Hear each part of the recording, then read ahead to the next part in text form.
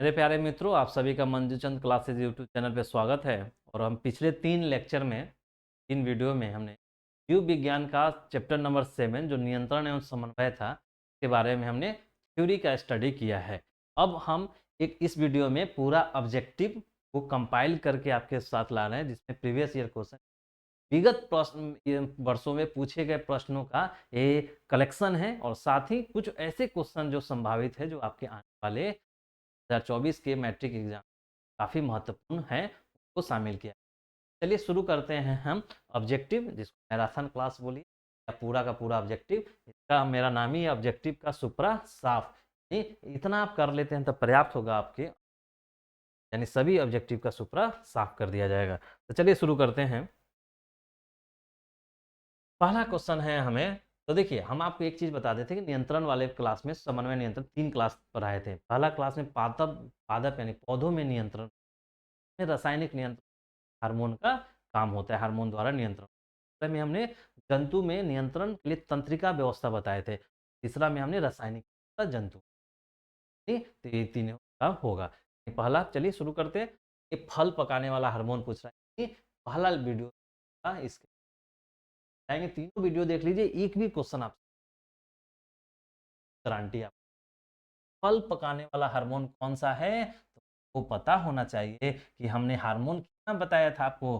पादप हार्मोन जब हम पढ़ा रहे थे, पादप हार्मोन हम आपको 7 तरीका का हार्मोन बताया था। 3, 4, 5, 6 और 7 बताया था। एक बताया था आपको auxin hormone, auxin hormone, auxin hormone. दूसरा जिबेरलिंस,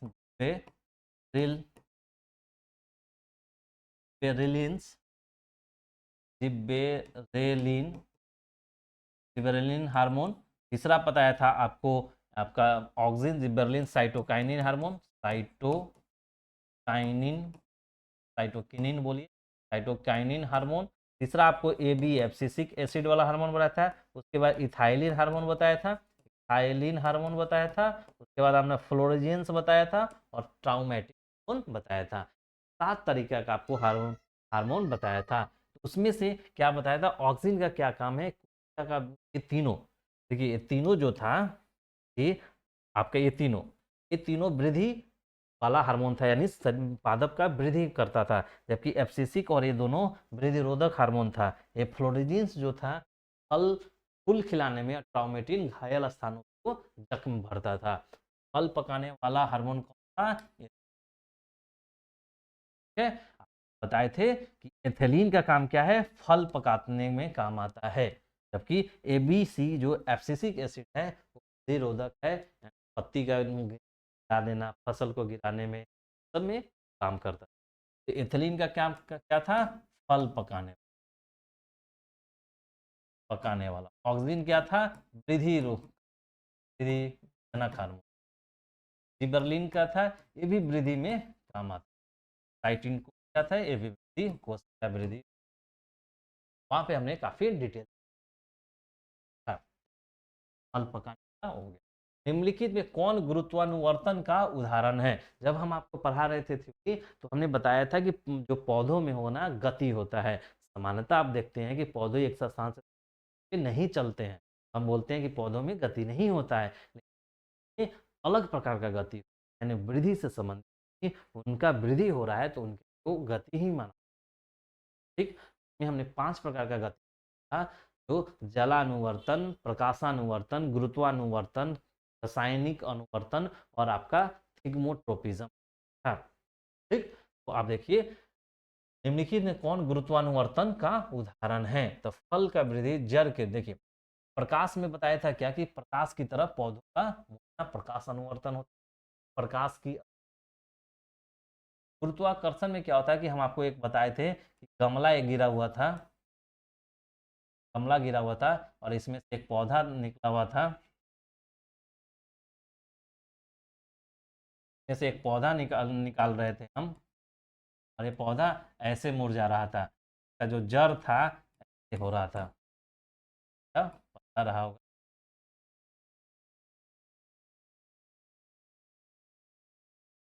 तो तो आप क्या देख रहे थे, गुरुत्वाकर्षण में क्या होता है, जड़ का डायरेक्शन इधर होता था, जबकि ये डायरेक्शन होता था। इसको सकारात्मक बोलते थे और इसको नकारात्मक बोलते। तो बल फल, तो इसमें क्या होता है, जड़ की वृद्धि। ठीक, तो गुरुत्वानुवर्तन में क्या होता था, जड़ की वृद्धि होती है। जड़ जो था गुरुत्वाकर्षण के कारण नीचे की तरफ उसका था, तो जड़ की, फल की वृद्धि नहीं, फूल की वृद्धि नहीं। ठीक, निम्नलिखित में कौन गुरुत्वानुवर्तन का उदाहरण है, जड़ की वृद्धि। तीसरा में देखिए, निम्नांकित में से कौन पादप हार्मोन नहीं है। पादप हार्मोन कौन नहीं है, तो आपको बताया गया था कि पादप हार्मोन 7 प्रकार का पादप हार्मोन होता है। तो देखिए, ऑक्सिन है, ऑक्सीटोसिन, हिस्टीडीन है, साइटोकिनिन, ऑक्सीटोसिन नहीं है। वो याद होगा कि ऑक्सीटोसिन कौन सा हार्मोन है, लेकिन ये पादप नहीं है, ये आपका जंतु हार्मोन, जंतु हार्मोन है, आपका जंतु हार्मोन। कि आपको जब हम रासायनिक हार्मोन पढ़ा रहे, जब हार्मोन पढ़ा रहे थे मनुष्य में, तो 3 हार्मोन था। इसका क्या क्या इसका काम था, इसका काम 3 था। क्या था, इसको बर्थ हार्मोन बोलते थे, बर्थ हार्मोन। क्या बोलते थे, बर्थ हार्मोन। ये लेबर दर्द में वो कम करता था, और ये आपका दूध स्रावन में भी मदद करता था। ठीक है, तो आप क्या देख रहे हैं कि दूध स्रावन में भी आपका मदद करता था। ऑक्सीटोसिन हार्मोन कहाँ पे था, तो ऑक्सीटोसिन हार्मोन में वो फीमेल हार्मोन था, और वहां पे बर्थ हार्मोन भी बोलते, लेबर दर्द भी बोलते, दूध स्रावन का काम करता था। ये जंतु हार्मोन है, पादप हार्मोन नहीं है, जबकि ये पादप हार्मोन। कौन पादप हार्मोन नहीं है, तो यही पादप हार्मोन। ठीक है, नेक्स्ट में देखिए कि प्रकाश की परहों की ओर प्रभु की गति है। प्रकाश की ओर, तो आपको बताए थे कि प्रकाश जब कारक बन जाए पौधों में गति का, तो इसको क्या बोलते हैं, प्रकाश अनुवर्तन है। जो कारक बनता है वही अनुवर्तन के साथ जोड़ दीजिए। प्रकाश कारक बना था, प्रकाश अनुवर्तन। गुरुत्वाकर्षण कारण बनेगा तो गुरुत्वानुवर्तन। जल कारण बनेगा तो जलानुवर्तन। अगर आपका रसायन कारण बनता है तो रसायनुवर्तन, और थिग्मोट्रोपिज्म। ठीक, तो आप हमेशा, तो ये प्रकाश कारक बना तो प्रकाशानुवर्तन। ठीक है, गुरुत्वानुवर्तन में क्या कारण बनता है, गुरुत्वाकर्षण। पृथ्वी का गुरुत्वाकर्षण इसके कारक बनता है। जलानुवर्तन में जल कारक बनता है, और रसायन में रसायन कारण बनता है, जैसे परागनली वाला बताया। ठीक, प्रकाशानुवर्तन। थायरोक्सिन हार्मोन के संश्लेषण में किसका होना आवश्यक है, थायरोक्सिन हार्मोन के संश्लेषण में किसका होना आवश्यक है, तो आयोडीन का होना आवश्यक है। हम आपको बताए थे कि थायराइड ग्रंथि से आपका थायरोक्सिन हार्मोन निकलता है, और थायरोक्सिन हार्मोन के स्रावन के लिए आयोडीन का होना सबसे जरूरी है। अगर आयोडीन की मात्रा कम हो जाता है तो थायरोक्सिन हार्मोन स्रावन कम होगा, और उसके कारण घेका या गल रोग होता है। के कारण थायराइड ग्रंथि होता है, बढ़ जाता है, और गर्दन के पास मांस का एक बड़ा भाग बाहर की तरफ जाता है। घेगा या गलकंड रोग या ग्वाइटर रोग बोलते हैं, आयोडीन की कमी के। मनुष्य में कपाल तंत्रिकाओं की संख्या होती है। देखिए, कपाल तंत्रिकाओं की संख्या कितनी होती है, तो ये 12 जोड़ी कपाल तंत्रिका होती है। उसमें कितनी कपाल तंत्रिकाओं की जोड़ी होती है, आपका 12 जोड़ी होता है। मनुष्य में कपाल तंत्रिकाओं की संख्या 12 होता है, याद रखेंगे, 12 जोड़ी। ठीक है, जब आपका कपाल तंत्रिका जब पढ़ा रहे थे तो वहां ये आपका नहीं पढ़ना था, 12 जोड़ी होता है, इसको आप इंफॉर्मेशन के रूप में याद रखिए। ठीक है, किसने किसने बचने के किसने नहीं किससे किससे बचने के लिए आयोडीन युक्त नमक का प्रयोग की सलाह दी जाती है, यानी किससे बचने के लिए, तो आपको घेंगा रोग से बचने। आयोडीन युक्त नमक न खाने से शरीर में आयोडीन की कमी हो जाती है, थायरोक्सिन हार्मोन कम बनेगा, और थायरोक्सिन हार्मोन कम बनेगा। ठीक है, ये मधुमेह किसके कारण, तो इंसुलिन के कारण। इंसुलिन इंसुलिन के कारण होता है। थोड़ा सा मेरा इंसुलिन इंसुलिन तो इंसुलिन के कमी के कारण मधुमेह होता है। उच्च रक्तचाप कई चीजों के कारण हो सकता है, आप इसलिए आपका आयोडीन के कमी के कारण घेंगा रोग होता है। देखिए, इसको घेंगा भी बोलते हैं, तो आपका गलकंड भी बोलते हैं, गलकंड तो ग्वाइटर रोग। ठीक, तो याद रखिएगा, गलकंड भी याद रखिएगा, कभी आपको हिंदी में गलकंड देख के आपको पूछ दे तो फिर आपको याद रखना। मस्तिष्क का कौन सा भाग गंध पहचानने के केंद्र का काम करता है?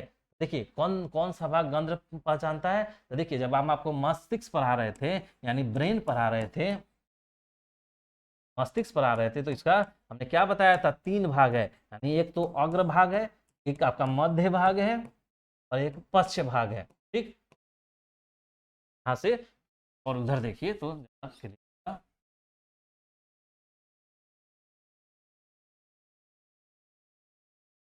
देखिए, हम आपको क्या जब मस्तिष्क पढ़ा रहे थे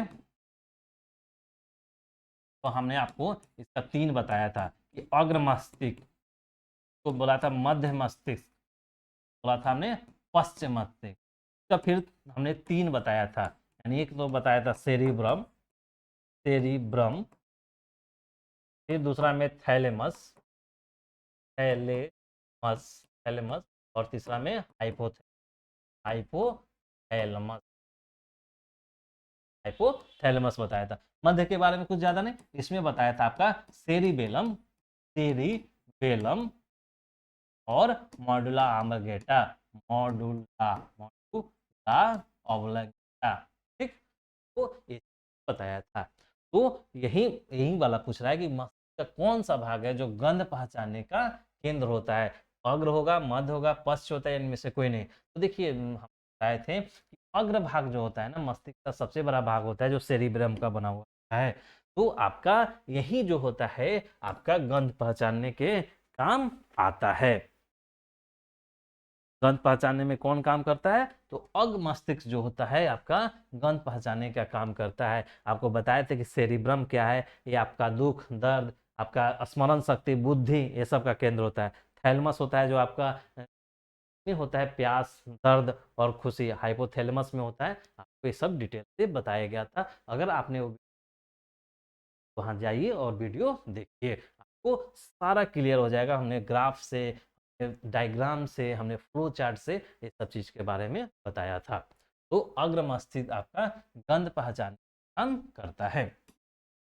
नेक्स्ट क्वेश्चन आइए, घेंगा रोग पनपता है। तो घेंगा रोग किसके? मोटापा से नहीं जी, चीनी की कमी से नहीं, चीनी की कमी से नहीं, आयोडीन की कमी, रक्त की कमी से नहीं। रक्त की कमी से कौन सा होगा? एनीमिया रोग होता है। एनीमिया रोग जो महिलाओं और बालिकाओं में ओवरऑल समस्या है, एनीमिया रोग, इस रक्त की कमी से होता है, आयोडीन की। घेंगा रोग, घेंगा रोग या गंड है। मस्तिष्क उत्तरदायी है सोचने के लिए। हाँ जी, सोचने के लिए उत्तरदायी है, क्योंकि आपको बताया कि मस्तिष्क का जो अगला भाग होता है अग्र, वो स्मरण शक्ति, सोचने समझने, बुद्धि चतुराई का केंद्र होता है, तो सोचने के लिए ठीक। हृदय स्पंदन, हाँ, हृदय स्पंदन के लिए जो आपका पश्च भाग होता है, आपको बताए थे कि हृदय स्पंदन काम करता है। शारीरिक संतुलन, हाँ जी, शारीरिक संतुलन होता है, यानी का सभी होगा। मस्तिष्क उत्तरदायी किसके लिए है? सभी के लिए। मस्तिष्क हमारे शरीर में तंत्रिकीय नियंत्रण एवं समन्वय का काम करता है। तो ये तीनों काम करता है, ये मेरा का सही। तंत्रिका तंत्र की संरचनात्मक क्रियात्मक इकाई को कहते हैं, क्या कहते हैं? न्यूरॉन कहते हैं। तंत्रिका तंत्र की क्रियात्मक संरचनात्मक इकाई को न्यूरॉन कहते हैं। ये डेंड्राइट कहाँ का है?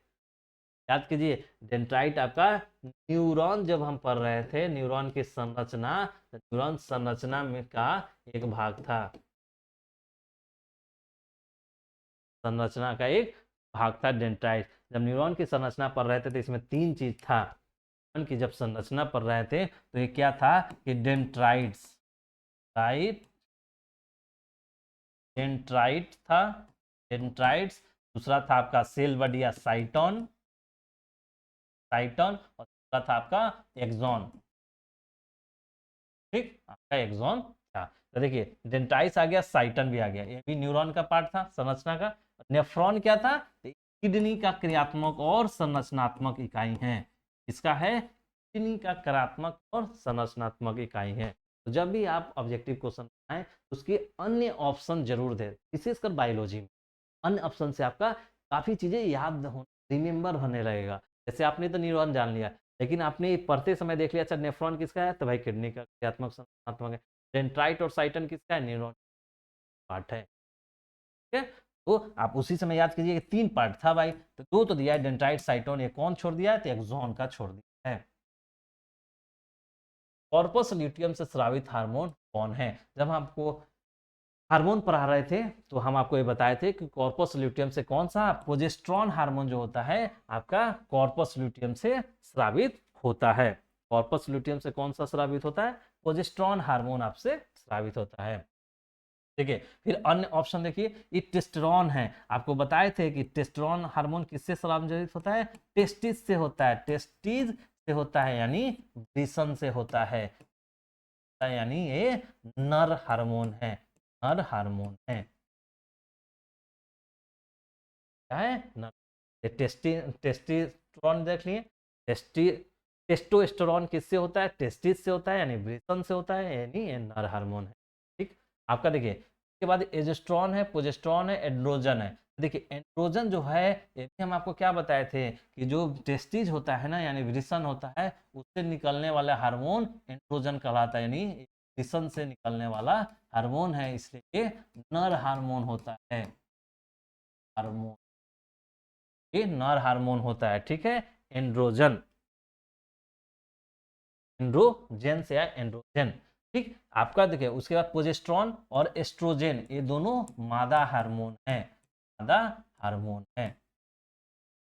देख रहे हैं, एक क्वेश्चन, एक ही क्वेश्चन 1 मार्क्स का है, लेकिन कितना कंसेप्ट का आपका रिवीजन करा दे रहा है इसका ऑप्शन। टेस्टेरोन और एंड्रोजन, ए और डी, ये आपका नर हार्मोन। प्रोजेस्टेरॉन एस्ट्रोजन आपका मादा हार्मोन। जब हम आपको पढ़ा रहे थे मादा हार्मोन तो क्या क्या पढ़ाया था आपको? एस्ट्रोजन, प्रोजेस्टेरॉन और रिलैक्सिन हार्मोन और एक ऑक्सीटोसिन हार्मोन, 4 हार्मोन आपको मादा हार्मोन में था। उसके बाद टेस्टोस्टेरोन और एंड्रोजन आपको नर हार्मोन में। कॉर्पस ल्यूटियम प्रभावित हार्मोन। किशोरावस्था में होने वाला शारीरिक परिवर्तन का कारण कौन बनता है? किशोरावस्था, आपका यौन आचरण आपका कब बदलता है? तो देखिए टेस्टोस्टेरोन, एस्ट्रोजन, थायरोक्सिन, ए और बी। तो देखिए टेस्टोस्टेरोन कौन है? ये नर, नर हार्मोन है। और एस्ट्रोजन क्या है? मादा हार्मोन है। ए और ए दोनों नर और मादा में किशोरावस्था में होने वाला शारीरिक परिवर्तन यौन आचरण को प्रभावित करता है। आपका डी ऑप्शन का सही, ए और। थायरोक्सिन क्या है? थायरोक्सिन आपका थायराइड ग्लैंड से यानी थायराइड, थायराइड ग्रंथि से निकलने वाला हार्मोन है, जिसे थायरोक्सिन हार्मोन बोलते हैं। और इसे, इसके कमी से घेगा रोग या रोग या फाइटर रोग है। ठीक है, तो टेस्टोस्टेरोन एस्ट्रोजन इसलिए। अब देखिए निम्नलिखित में कौन पुरुष हार्मोन है? पुरुष हार्मोन आपको देखिए कई बार हमने बताया कि पुरुष हार्मोन कौन है। तो देखिए एड्रिनल, एड्रिनल क्या हार्मोन है क्या? एड्रिनल आपका ग्रंथि है अंतःस्रावी ग्रंथि है आपको, जो किडनी के ऊपरी भागों में स्थित होता है। और इसका 2 भाग होता है, अंदर वाले भाग को मेडुला, बाहरी वाले भाग को कॉर्टेक्स बोलते हैं। कॉर्टेक्स से भी कई हार्मोन निकलते हैं, मेडुला से भी कई हार्मोन निकलते थे। तो एड्रीनालिन, एड्रीनालिन एक एस्ट्रोजन, ठीक है, एस्ट्रोजन या एस्ट्रोजन है, एस्ट्रोजन तो हार्मोन है जी, ये आपका मादा हार्मोन है। तो मादा हार्मोन में हमने क्या बताया था कि मादा जो हार्मोन है वो आपका 4 मादा हार्मोन याद रखिए। एक में क्या था? Estrogen, estrogen, estrogen, estrogen hormone. दूसरा था आपका प्रोजेस्टेरॉन,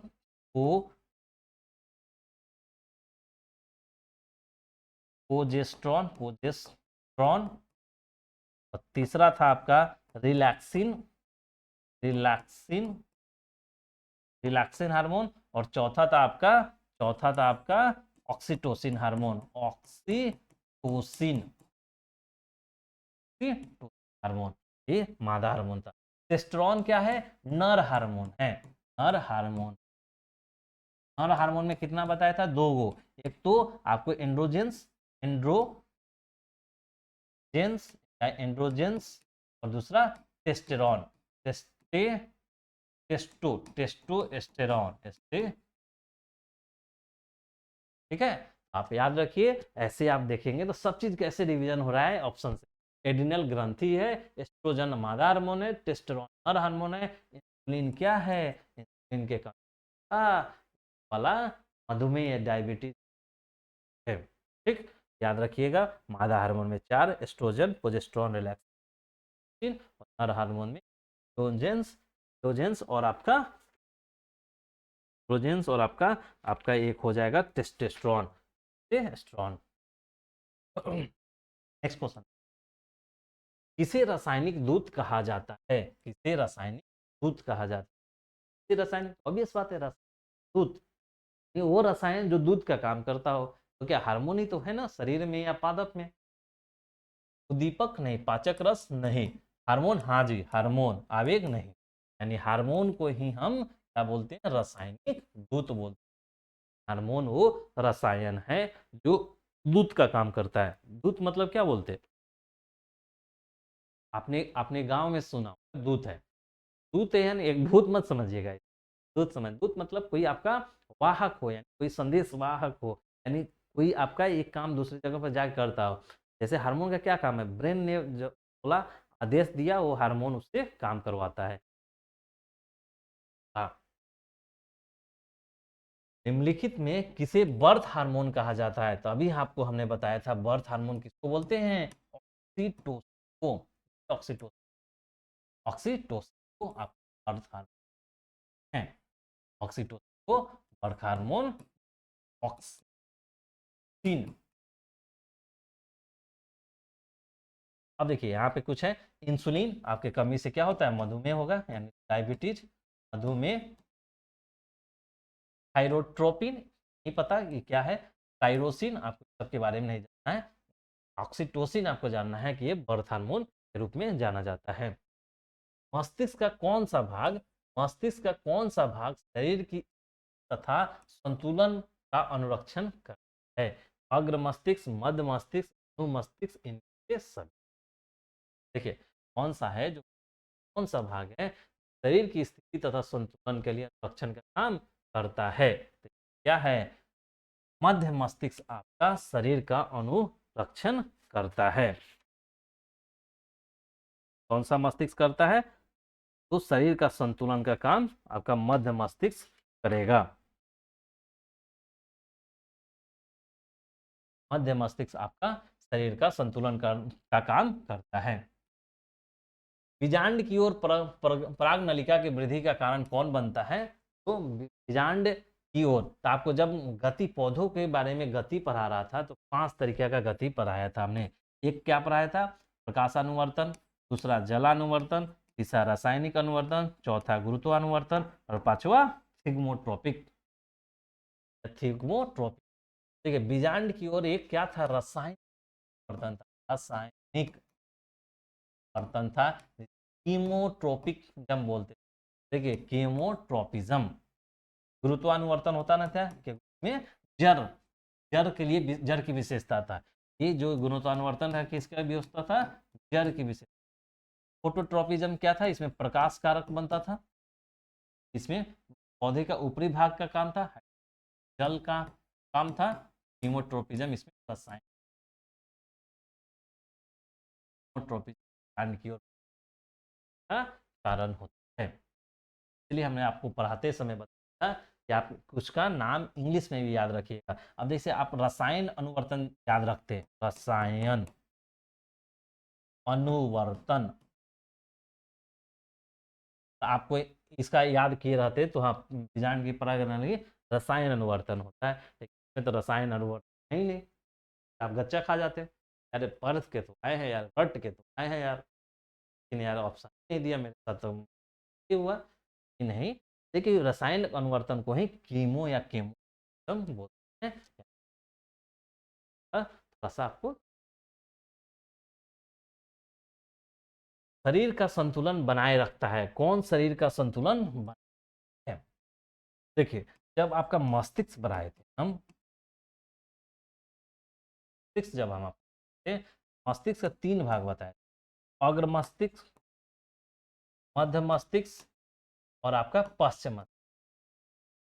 मध्य मस्तिष्क का काम था आपका संतुलन, लेकिन आपका शरीर का संतुलन बनाने के अलावा इसमें मध्य मस्तिष्क वाला नहीं पूछा। अब इसमें इसका सेरिबेलम इसका पार्ट होता है, क्रेनियम तो होगा नहीं क्योंकि ये तो मस्तिष्क फूल में ढका हुआ रहता है।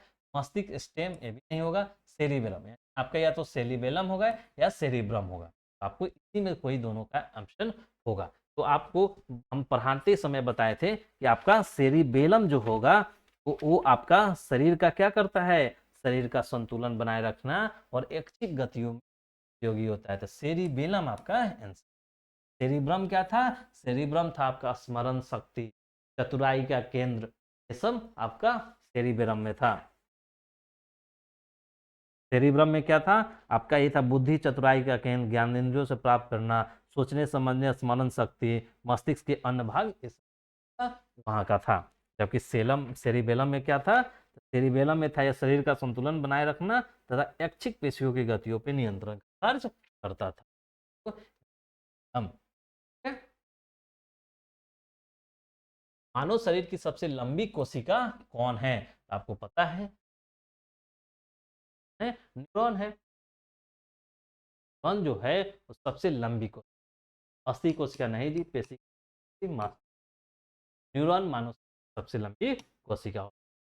मानव मस्तिष्क का औसत भार क्या है, तो देखिए जब हम आपको थ्योरी पढ़ा रहे थे तो मानव मस्तिष्क का औसत भार आपको हमने क्या बताया था, 1.5 kg बताया। वो क्या बताए थे, 1.5 kg बताए थे, 1.5 kg बताया था। लेकिन यहाँ पे 1.5 kg ऑप्शन है क्या, 1 kg नहीं भाई जी, 2 kg भी नहीं, और इनमें से कोई नहीं 1.4। तो क्या आपको इनमें से कोई नहीं मानना चाहिए, 1.5 kg हमने बता दिया तो इतना रिजिड इतना क्यों होना, ये लगभग होता है जी। हो सकता है कि हम मेरा 1.5 kg का हो, आपका हो सकता है 1.2 kg का हो, दिमाग छोटा हो सकता है 1.2 kg का हो सकता है किसी 1 kg का भी हो सकता है किसी का 1.6 kg का। लगभग लगभग में ये होता है, औसतन ये चीज औसत निकाला गया है, 1.4 kg सही है, से कोई नहीं नहीं मार सकते। ये लगभग में है, यानी उसके पास में लेकिन हाँ ये भी नहीं होगा 1 kg 2 kg, 1.4 kg। रक्त में शर्करा का स्तर नियंत्रित कौन करता है, रक्त में शर्करा यानी रक्त में आपका चीनी यानी शर्करा का नियंत्रण कौन करता है, आपको बताइए। रिलैक्सिन क्या है, देखिए जो पढ़े उसी को, रिलैक्सिन क्या है, ये आपका मादा हार्मोन, क्या है, मादा हार्मोन है, तो ये यौन आचरण वहां काम करता है। एस्ट्रोजन क्या है, ये हार्मोन है। प्रोजेस्टेरोन क्या है, ये हार्मोन है। इंसुलिन क्या है, इंसुलिन भी एक हार्मोन है, रक्त का शर्करा रक्त में चीनी के क्वांटिटी का आपको नियंत्रण करता है, तो इंसुलिन रक्त में स्तर को नियंत्रित करता है। ठीक है? इसी के कमी से आपका मधुमेह रोग या डायबिटीज तीनों आपका मादा हार्मोन। एंड्रोजन, एंड्रोजन क्या है, अब देखिए अब आपको पढ़ाए थे, देखिए फिर आपको हम ये करा दें, नर हार्मोन, नर हार्मोन नर हार्मोन यानी मेल हार्मोन। मेल हार्मोन में हमने तुमको बताया था कि ये टेस्टिस से निकलता है, ये टेस्टेरॉन बोलते हैं, टेस्टेरॉन, और इसी को एंड्रोजन बोलते हैं, एंड्रोजन बोलते हैं। टेस्टेरॉन टेस्टेस्टेरॉन बोलते हैं, टेस्टेरॉन,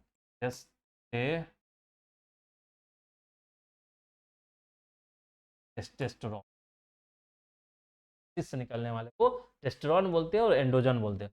एंड्रोजन क्या है? नर हार्मोन है। ठीक है, आप ध्यान।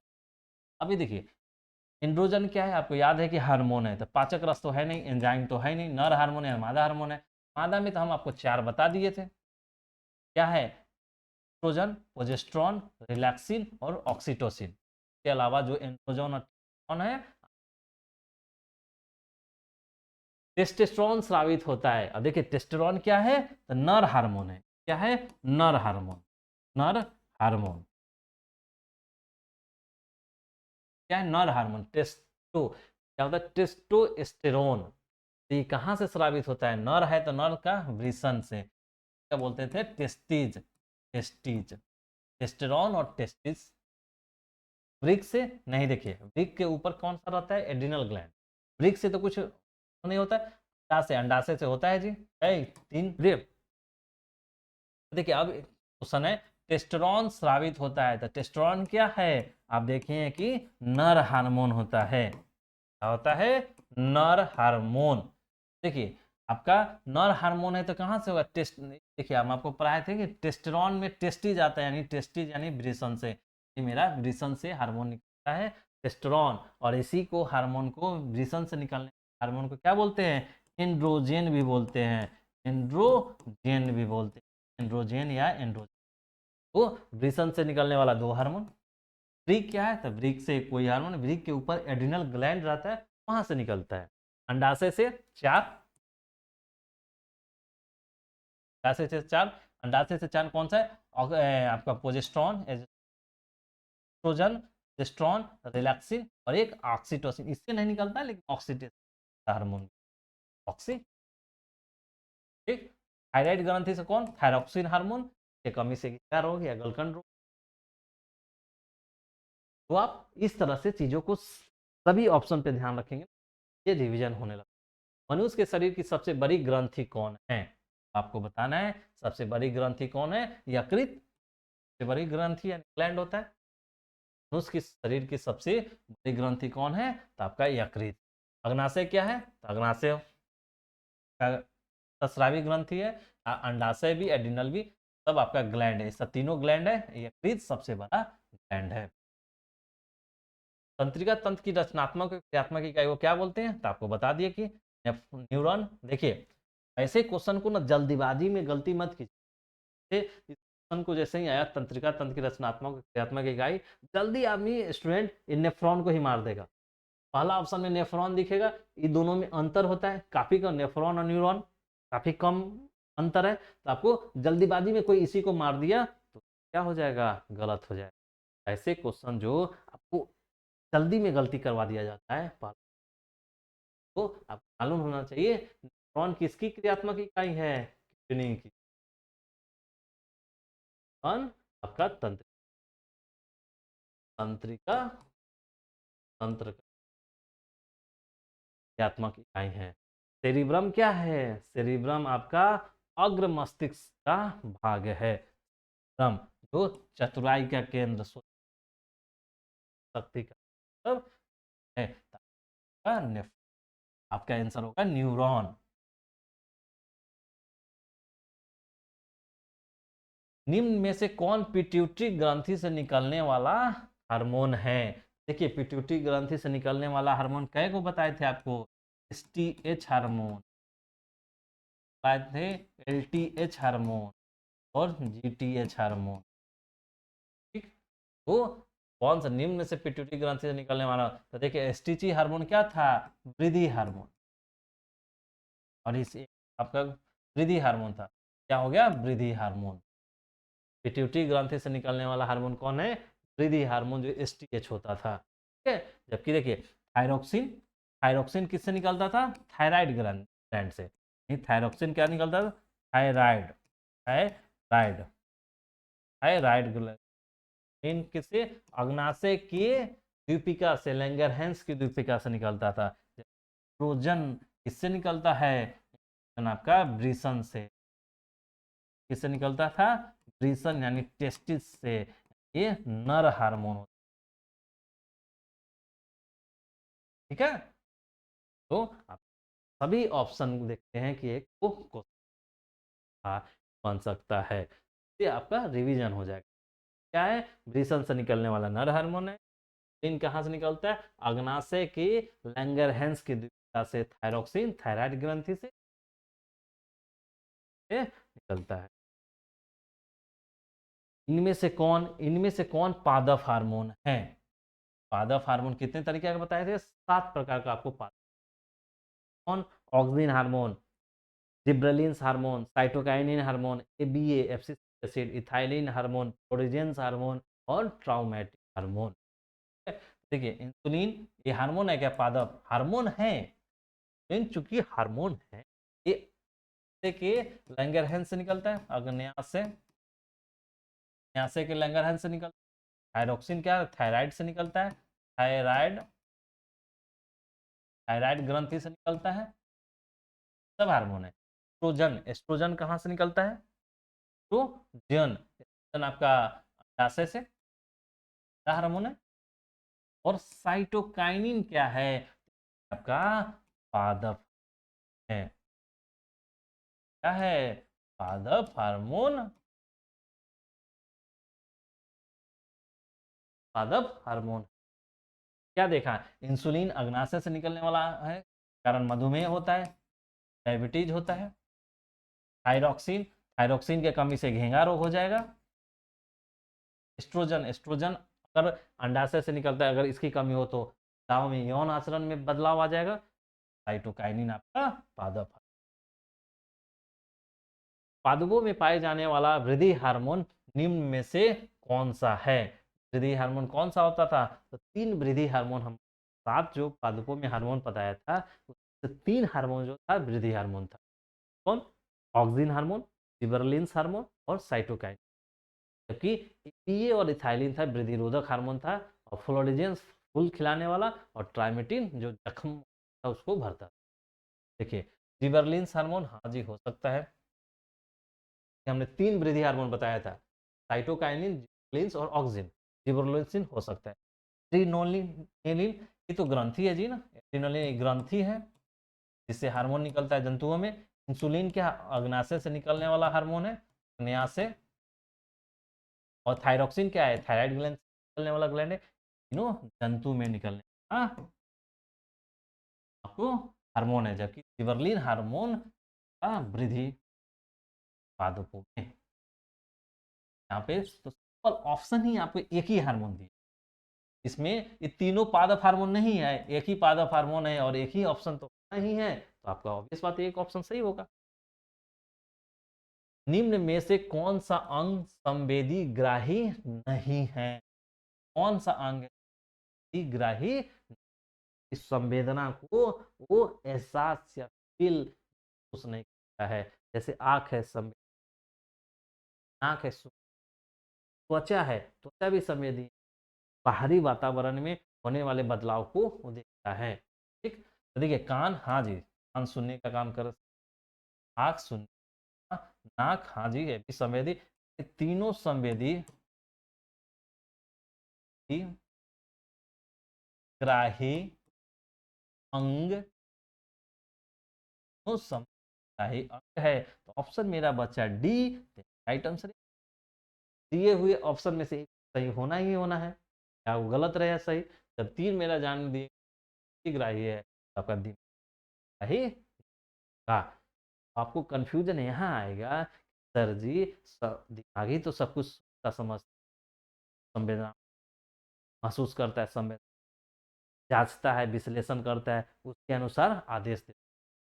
तो ये संवेदना इसके पास पहुंच जाता है, तब ये आपको उसके अनुसार आदेश देता है, नहीं कि दिमाग हमेशा संवेदना को प्रकट लेता है। हमारे आसपास में होने वाले संवेदना को दिमाग नहीं लेता है, वो इकट्ठा करने का काम संवेदी ग्राही अंग करते हैं, जो है आंख, नाक, कान, त्वचा। ये सब जब संवेदना को ले लेंगे तो आवेग यानी विद्युत आवेग द्वारा एक्सॉन, आपको पढ़ाए थे जब न्यूरॉन का संरचना, डेंटाइन, सेल बॉडी यानी साइटोन और एक्सॉन। डेंटाइन से जैसे ही संवेदना ग्रहण होता है साइटोन में जाता है, साइटोन से आपका एक्सॉन होते हुए आपका विद्युत आवेग के माध्यम से तंत्रिका आवेग बनता है और तंत्रिका कोशिकाओं में जाता है। तंत्रिका तंत्र में यहाँ पे उसका विश्लेषण होता है, उसके आधार से आदेश निर्गत किया। आग आपका डायरेक्ट संवेदना नहीं लेता, जो संवेदना उसके पास पहुंचता है उसका विश्लेषण करता है और उसके अनुसार उसको कार्य देता है, आदेश देता है। तो आग आपका संवेदना है। मेरु रज्जु यानी स्पाइनल कोड निकलता है। ये क्या है? स्पाइनल कोड है। कोड कोड है। मेरु रज्जु कहाँ है? तो देखिए, आपको बताए थे कि जब ये दिमाग है, कहीं कुछ स्ट्रक्चर था, तो आपको क्या बताए थे कि अग्र मस्तिष्क है, बीच वाला मध्य मस्तिष्क, अब पश्च मस्तिष्क, और यहीं पे आपका क्या था? सेरिबेलम था। सेरिबम दिख रहा है, सेरिबेलम था। यहीं पे आपका क्या था? यहाँ पे था पॉन्स, के बाद आता था मेडुला ऑब्लिगेटा, और इसके बाद ये नीचे वाला पार्ट स्पाइनल कोड यानी मेरु रज्जु। मेरु रज्जु क्या देखें, यहाँ पे पॉन्स होता था, मेडुला ऑब्लिगेटा होता था, यहाँ पे मेरु रज्जु था पीछे वाले भाग। मेरु रज्जु निकलता है प्रमस्तिष्क से, कौन से क्या देखेंगे? मेडुला ऑब्लिगेटा जो होता है, यहीं से आपका फिर स्पाइनल कोड निकल के रीड किया। ठीक है, तो देखिए अब नेक्स्ट क्वेश्चन है, दो न्यूरॉनों के संपर्क बिंदु को क्या बोलते हैं? जब हम न्यूरॉन का आपका संरचना पढ़ा रहे थे तो क्या था कि डेंड्राइट्स था, डेंड्राइट्स डेंड्राइट्स था, उसके बाद सेल बॉडी या साइटोन था, साइटोन था, और उसका आपका था एक्सॉन था, एक्सॉन या एक्सॉन। तो आपने क्या देखा था कि जो स्ट्रक्चर था आपका तार, आपका ये स्ट्रक्चर ऐसा था, ऐसे स्ट्रक्चर था, यहाँ सेल बॉडी था, ये न्यूक्लियस था, और ये में कई सारा आपका निकला हुआ रहता था, निकलता एक, और उसके बाद कई ब्रांच रहता, एक कई ब्रांच रहता, और इधर से एक जो लंबा ब्रांच निकला हुआ रहता था उसी को एक्सॉन बोलते थे, और ये आगे जाके फिर ये कई ब्रांच में निकल जाता था, और लास्ट वाला जो था वो गांठ के रूप में रहता था, तो एक्सॉन बोलते थे, यही वाला एक्सॉन होता। तो आपको ये क्या होता था? ये डेंड्राइट्स था, डेंड्राइट्स था, ये सेल बॉडी का भाग था जिसमें एक न्यूक्लियस था, और ये लंबा वाला जो था एक्सॉन था, एक्सॉन था। तो एक्सॉन से जब निकलता था तो ही कई गांठों में बढ़ता था। तो हम आपको बताए थे कि जब एक्सॉन और दूसरे न्यूरॉन्स के डेंड्राइट से मिलता था तो उसके बीच एक गैप होता था, उस गैप को क्या बोलते थे? सिनेप्स गैप बोलते हैं। ठीक है, जब हम आपको ऐसा स्ट्रक्चर पढ़ा रहे थे, अगर आप वो वीडियो नहीं देखे होंगे तो जरूर देखिए, आपको क्लियर कंसेप्ट हो जाएगा कि कैसे ये सब न्यूरॉन का संरचना काम करता था, कैसे न्यूरॉन सूचना को ग्रहण करता था और मस्तिष्क के पास पहुंचाता था। उन दोनों के बीच को सिनेप्स बोलते हैं। ठीक है, देखिए एक चीज इसमें ऑप्शन जो जो दिया है उसके बारे में थोड़ा देख लीजिए। लिंगामेंट क्या है? देखिए लिंगामेंट जो क्या होता है, ये आपका हड्डी हड्डी हड्डी को जोड़ने का काम करता है, लिंगामेंट। आपका लिगामेंट क्या होता है कि आपको हड्डी हड्डी को जोड़ने का काम करता है। कहीं हड्डी है, एक हड्डी और दूसरे हड्डी जुड़ेंगे, उस स्थान को लिगामेंट बोलते हैं। इसी तरह एक नाम होता है टेंडन। टेंडन ये क्या काम करता है? ये हड्डी और पेशी को जोड़ता है, यानी मांसपेशी को जोड़ने का काम करता है। क्या करता है? हड्डी और मांसपेशी को का काम ये करता है। ठीक है, टेंडन बोलते हैं। जबकि मेनिनजिस, मेनिजस या मेनिनजिस था, मेनिनजस क्या था? ये आपको कपाल जो रहता था, जो ब्रेन मस्तिष्क रहता था, वो एक झिल्ली से ढका हुआ रहता था, जिसको मेनिनजिस बोलते थे। ये हमारे ब्रेन एंड मस्तिष्क को आघात, बाहरी आघातों से सुरक्षा प्रदान करता था। जबकि एक्सॉन क्या है? एक्सॉन आपका यही ठीक है, दो न्यूरॉनों के संपर्क बिंदु को आप याद रखिएगा। लिंगामेंट क्या है? हड्डी हड्डी बोलते हैं, जब हड्डी पेशी जहां जुड़ता है उसको टेंडन बोलते हैं। एक्सॉन क्या है? आपका न्यूरॉन का संरचना का भाग है, और सिनेप्स जहां दो न्यूरॉन मिलता है या दो आपका न्यूरॉन का पॉइंट मिलता है उसको सिनेप्स। कौन अंतःस्रावी और बाह्य ग्रंथि एक जैसा कार्य नहीं करता है। तब कौन? अंतःस्रावी और बाह्य ग्रंथि।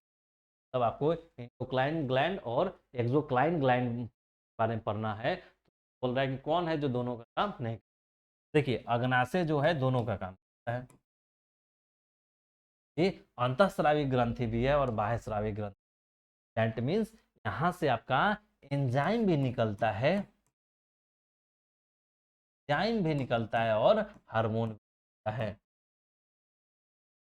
जान ही रहे, क्योंकि जब ये आपका जब पाचन तंत्र पढ़ रहे थे तो अग्नाशय से भी एक पाचक एंजाइम निकलता था।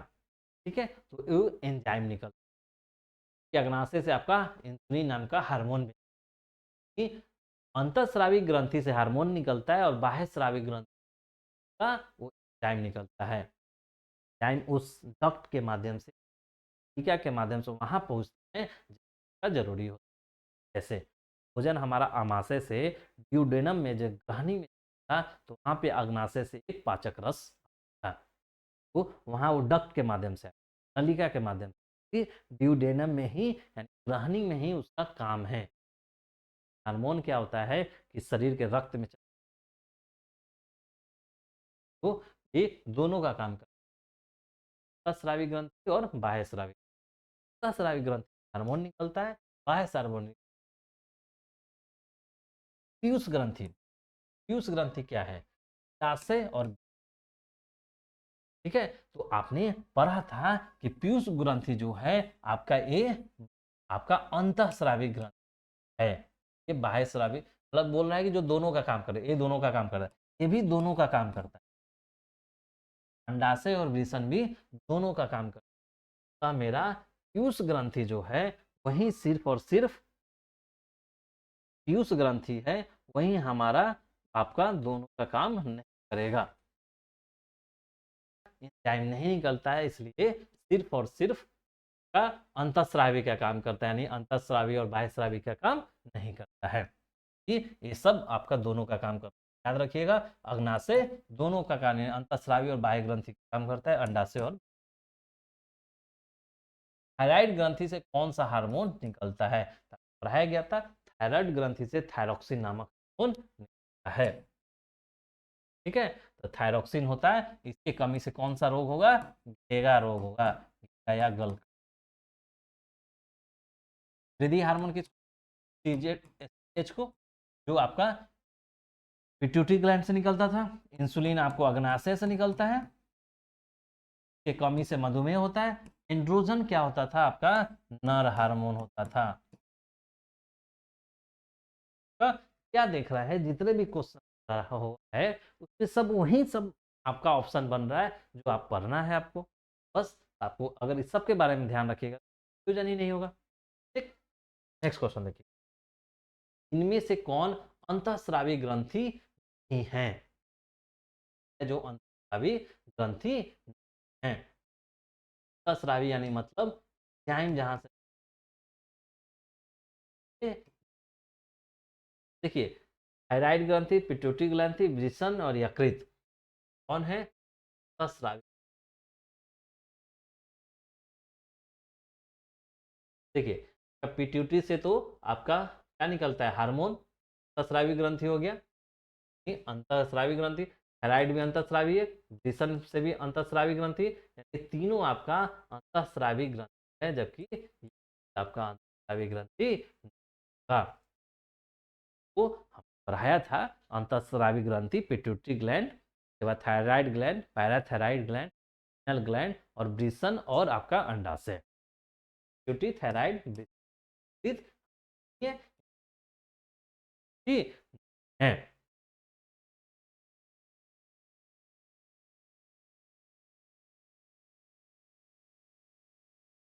नेक्स्ट क्वेश्चन देखिए,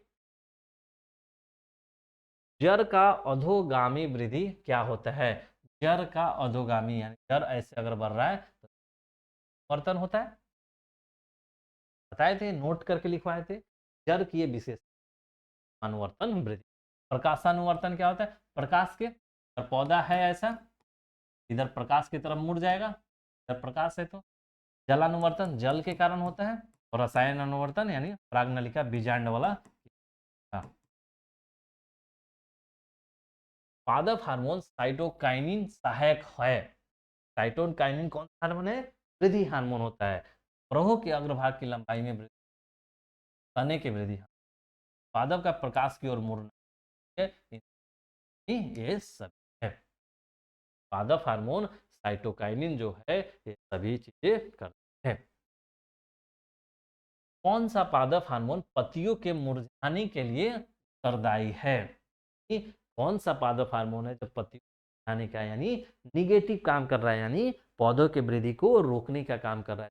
था दो ही था, ABA एब्सिसिक एसिड, थाइलिन। ठीक, तो देखिए ऑक्सिन हार्मोन का नहीं, क्योंकि वृद्धि हार्मोन है। साइटोकाइनिन में भी वृद्धि है, जिबरलिंस, ये दोनों और ए क्या है? तीनों वृद्धि था, वृद्धि हार्मोन था, वृद्धि वाला हार्मोन था। तो हमारा बचा कौन? एब्सिसिक एसिड, यानी ABA एसिड, आपका पत्ती का बिलाव यही, पत्ती को जितना निगेटिव काम, पौधों में जितना निगेटिव काम होता था सब यही कर। ये भी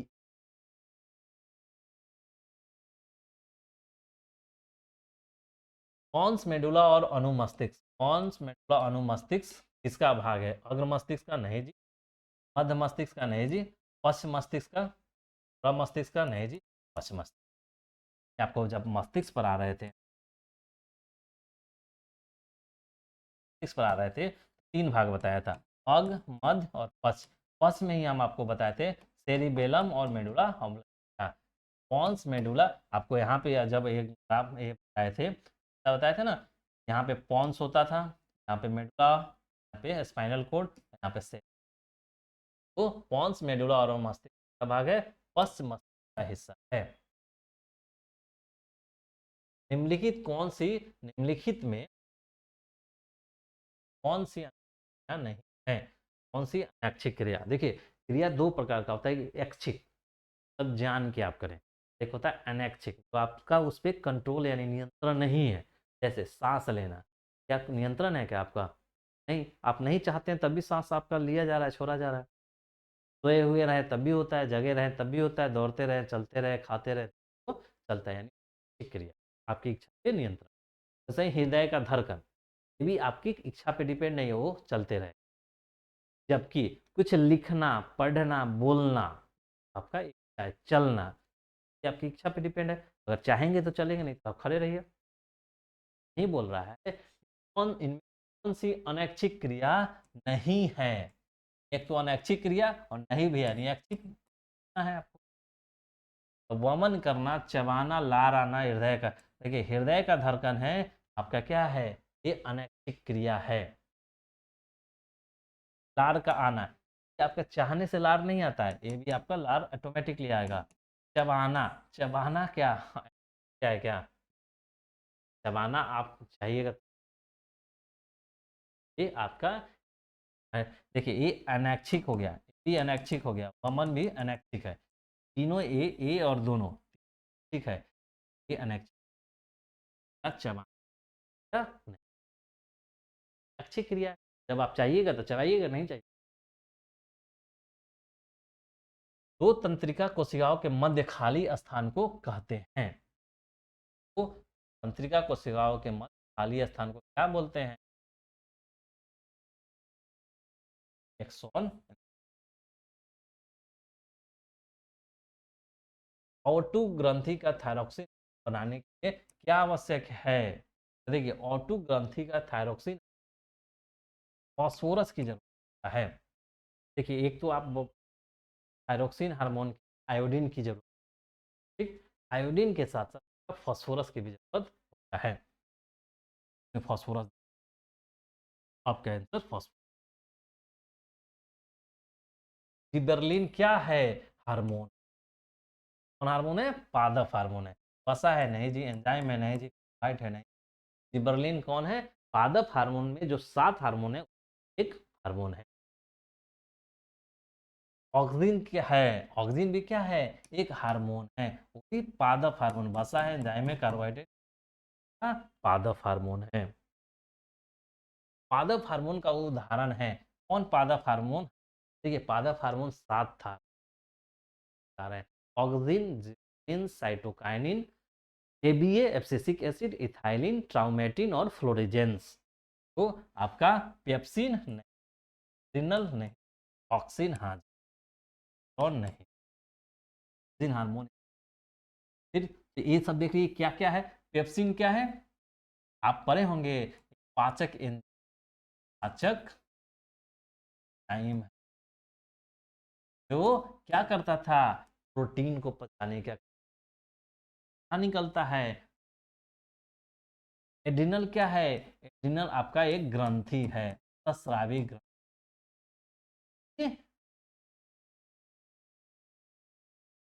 का अंतस्राव। ऑक्सीजन हो गया। टेस्टेरोन क्या है?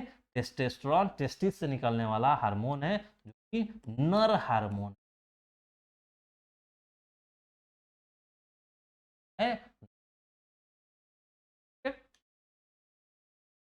अब देखिए इंसुलिन की कमी से होता है, इंसुलिन की कमी से क्या होता है? मधुमेह। आपको कब कई बार बताएं कि अग्नाशय के लैंगरहैंस की कोशिका से इंसुलिन निकलता है और वो एक हार्मोन है और इसका मधुमेह या डायबिटीज है। झींगा रोग किसके होता है? आयोडीन की कमी से या थायराइड हार्मोन की। बौनापन किसके कारण होता है? थे कि एक तो भीमकाय शरीर हो जाएगा, आपका रोग कमी से ऐसा होता है। तो कौन था?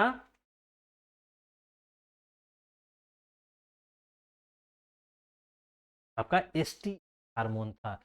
बौनापन आपका एसटीएच यानी पिट्यूटरी ग्लैंड से निकलने वाला हार्मोन को वृद्धि हार्मोन बोलते हैं। इसकी अगर कमी हो जाए तो आप बौनापन हो जाइएगा। अगर एसटीएच हार्मोन अगर जरूरत से ज्यादा आ जाए तो आपका भीमकाय शरीर, मधुमेह। ठीक नहीं? ओके, इसी के साथ ये आपका पूरा मैराथन ऑब्जेक्टिव का समाप्त होता है। तो आपका नियंत्रण और समन्वय चैप्टर था और में उन सभी ऑब्जेक्टिव क्वेश्चन को शामिल कर लिया गया है जो आपके आने वाले एग्जाम के लिए महत्वपूर्ण और एग्जामों में। फिर भी मैं कह रहा हूँ कि आपको अच्छा वीडियो लगा है तो प्लीज़ सब्सक्राइब करें और अपने बताएं, शेयर करें।